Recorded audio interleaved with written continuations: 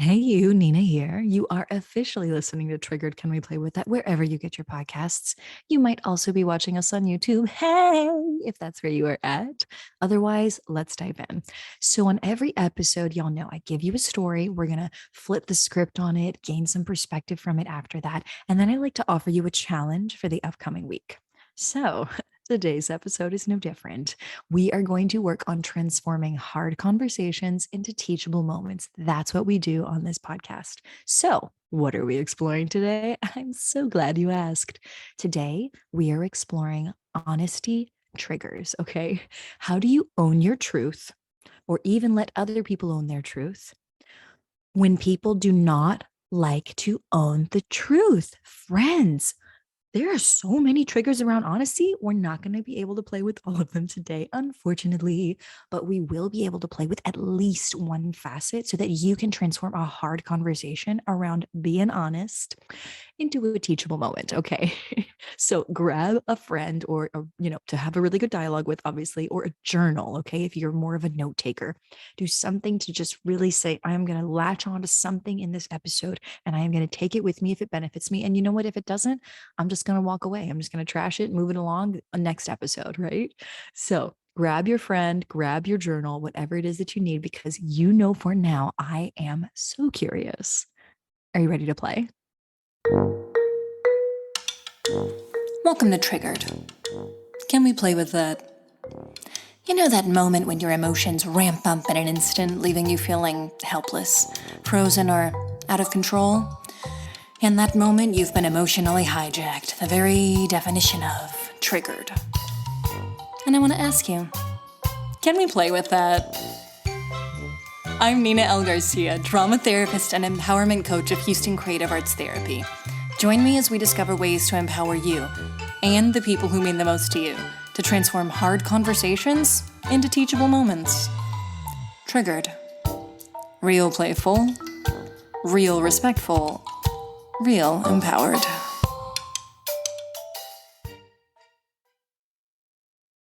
Let's take a breath.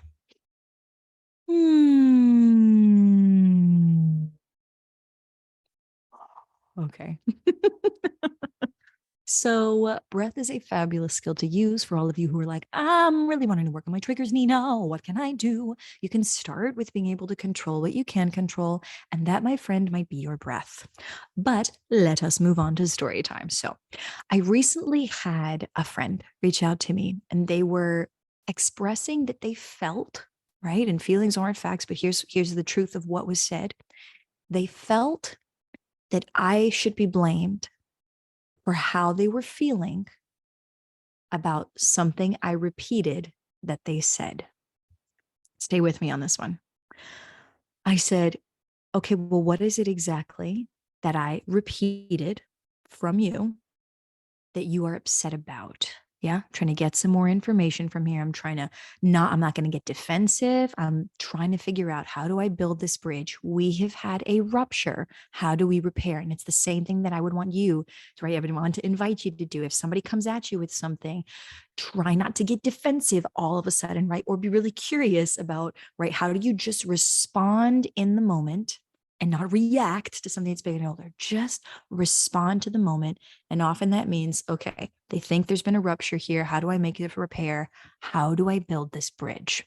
And you got to listen and find that out, right? So I'm listening in. And they say,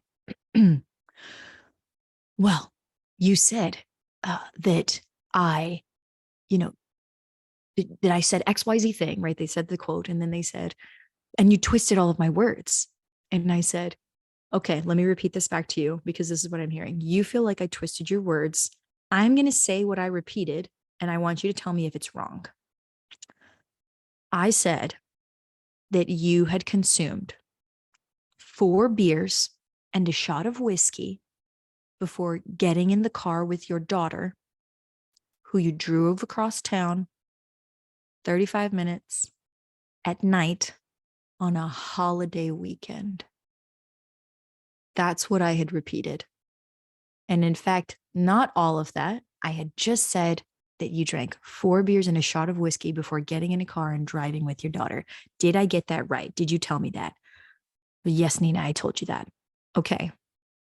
What did I twist? Well, I just don't understand why you would even say that. Well, wait, was that true? You did that, right? Well, I just say things because, wait, so you made up that you drank 4 beers and a shot of whiskey before driving with your kid in the car? Wouldn't you like lessen that number? It's an awfully high number, don't you think? And so I'm here trying to figure out what is the truth of the situation. Because as an empowered individual, right, for those of us who are living that empowered lifestyle, you want to own truth with yourself and with other people, right? You don't want to oppress yourself, and you also don't want to oppress somebody else. So what this means is what I say behind your back is also what I'm going to say to your face. And it's also what I would expect from my friends and my family who are living empowered life, right? Styles that they say whatever they're willing to say in private, they'd also say directly to me. It's a sign of respect and transparency, right? Empowerment is big on transparency, the first step. So before we go too much into that, let's go back to the story. I want to make sure that I have heard what the story is here, that I have repeated it honestly. And they said, I just don't understand like, why would you even say that? And I said, you mean when a judge asked me if you had done that, why would I tell the truth about that? You're confused about that? Or do you wish that I had not said it? I said, because here's the thing. What I said was honest. You can confirm this, right? That is what you told me. I repeated what you told me when I was asked. And I do not have any regrets about repeating the truth, which you have just told me this was the truth. So when you stand here and you say that you're upset with me for repeating the truth and twisting your words, what I'm actually hearing is I didn't twist your words. It made you uncomfortable that I said the truth. Pausing the story one more again here, y'all. An uncomfortable truth is still a truth. Now we're about to Brene Brown this story, okay? If y'all don't know who that is, huge shame researcher, definitely recommend many of the Brene Brown books. In particular, I thought it was Me, But It Isn't, I believe is the title of the one that I'm referring to. But we go back to the story and we're wrapping this up here. I said, the truth that I shared was your truth. It was honest, and I did not twist the words, and you felt uncomfortable, and you are blaming me for how you felt because I told the truth. You might have felt embarrassed. You might have felt guilty. You might have felt shame, but you felt those things based on the truth of what had happened. I did not make you feel these things. I did not shame you or guilt you or intentionally say, I'm going to put this on blast and put this out there for everyone because you should be so embarrassed about this. I was asked a question by a judge, no less, and I responded with the truth of what you had told me. If you are feeling embarrassment, guilt, or shame for a truth, do not cast that on someone else if it is your truth. One of the things that we do as human beings, story time done, let's move on to psychoeducation point, is we find a truth that is uncomfortable. There's something that we feel is uncomfortable within us. And then instead of us owning that and trying to tussle, right, and really wrangle that feeling and really work with it and redefine our relationship with that feeling until we feel comfortable, we'll say, I don't want to feel this. Let me put this on somebody else. If I can just blame you, then I don't have to look at the fact that because of my actions, there were consequences. Because of the truth, there was consequence. And this is the same for everyone. Our actions have consequences, and the truth matters. And so when I think about this moment and the reality that we feel feelings and we often cast them on somebody else, I want to invite you to own your truth and to tussle, right, with these honesty triggers. Dare to be honest with yourself. It takes vulnerability and it takes courage to be honest with yourself. But when you can be honest with yourself and you practice that and rehearse that process, you show up for other people more effectively and more honestly. But it starts with you first. Right now, of course, I am minimizing something that could be so much bigger. There is so much more time and energy that we could spend on this, so many more stories and different contexts that we can give. But for this episode, at least today, my invitation to you is to consider a moment in which someone may have been very upset or displeased with you because something you said that was honest made them uncomfortable. Or when you were made uncomfortable because something somebody else said was honest and you weren't ready to hear it, or you didn't want to hear it. If you have a moment like that, it is time to tussle with your honesty triggers and ask yourself, how do I own my truth without oppressing myself and without oppressing somebody else? So here's the skill that we are going to end up using in this case. It is very different for us to say, in the one empowered case of, I'm owning the truth as it is, as you told me it is. If I got it wrong, I want you to fix it for me, but here it is, right? It's very different to say, this is the truth, and to let that person have their feelings versus to tell somebody, here's what you told me, and you should feel bad about that. Or you should feel fill in the blank about that. That is now your feelings and your judgment of the situation layered on top of their feelings about the situation.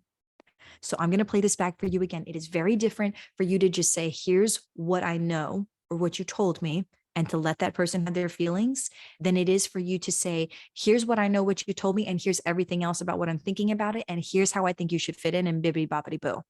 One of these comes from a more empowered lens. The other one comes from a very powered lens. Okay. So if you don't know what powered and empowered is, definitely click the link in the notes because we can figure that out together. We will have some upcoming episodes that are really leaning into powered versus empowered. But in a nutshell here, when I say to you, I want you, my challenge for you this upcoming week is to own your truth without oppressing yourself, without oppressing somebody else. It starts with you.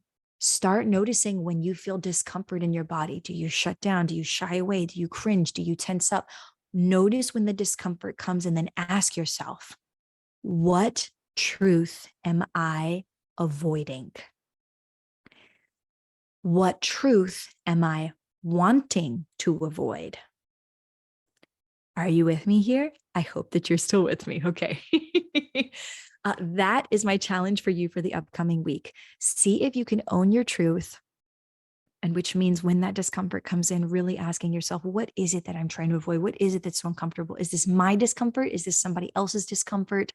What is happening here? And see if you can just be with honesty a little bit longer than maybe you could last week, right? Be really intentionally saying, I want to own my truth without oppressing myself, right? I don't want to make things up for myself. I don't want to put myself down.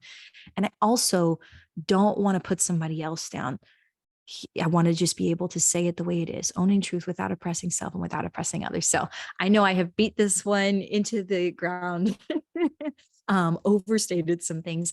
However, honesty triggers are one of the things that I think people struggle with the most when they're trying to lean into an empowered lifestyle. So if you're trying to explore your triggers as a human being, thank you so much for listening into today's episode. And of course, if it has been helpful and you are going to be exploring your honesty and owning your truth this upcoming week, which of course starts with noticing your own discomfort. Yeah. And then asking yourself, why, right? Interpret your discomfort. There's another line actually that you should put down. Interpret your discomfort. Okay. How are you interpreting your discomfort? Are there multiple interpretations? Which one feels right for you? I cannot tell you which one is going to be right or wrong. What I do when I work with beautiful human beings out there is I invite them to check in and listen in. And that is what we're learning is how do I listen into the stories that are already present within me so that I can, last time I'll say it, I promise, own my truth without oppressing myself and also without oppressing other individuals. So that is what we planned for today, folks. Thank you so much for listening and leaning into your triggers as a human being. Of course, if this was helpful, as I said earlier, go ahead and share the episode. In particular, if this episode was helpful for you, let somebody know by giving it that 5-star review wherever you can give the podcast a review. We're everywhere you listen to podcasts, right? But specify which episode this was because it was helpful for you. Yes, that is it, folks. Thank you so much for being with us again, and stay curious.